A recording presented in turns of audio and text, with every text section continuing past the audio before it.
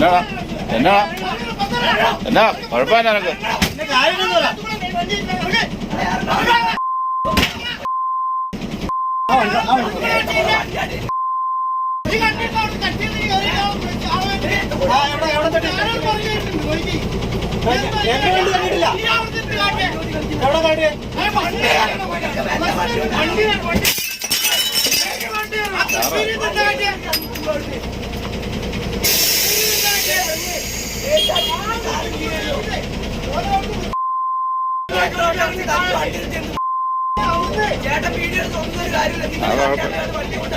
എവിടെ തട്ടിയ എവിടെ തട്ടിയെന്നാണ്